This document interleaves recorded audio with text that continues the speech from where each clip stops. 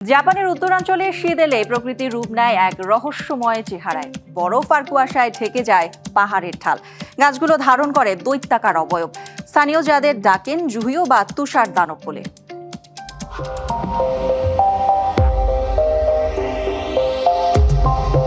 পাখির চোখে দেখলে মনে হবে মরুর বুকে দাঁড়িয়ে আছে হাজার হাজার দানব, তবে কাছে গেলেই দেখা যায় তুষার জমে এমন দানবী আকার ধারণ করেছে।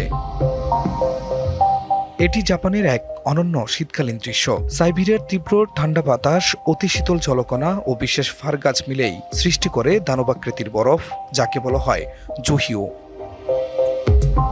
পৃথিবীতে এমন দৃশ্য দেখা যায় হাতে গোনা কয়েকটি জায়গায়। নতুন এবং ফিরে আসা গ্রাহকদের জন্য নগদে চলছে ক্যাশব্যাক সহ প্রতিদিন হাজারো উপহার জেতার সুযোগ। হবে আশা আর ফেরা, সারপ্রাইজ সেরা।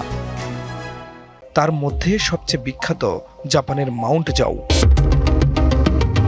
কিন্তু গবেষকরা বলছেন এই তুষার দানব ধীরে ধীরে হারিয়ে যাচ্ছে। 1930-এর দশকে যেখানে একটি জুহিউর প্রস্থ ছিল 5 থেকে 6 মিটার, এখন অনেক জায়গায় তা নেমে এসেছে অর্ধ মিটারেরও কমে।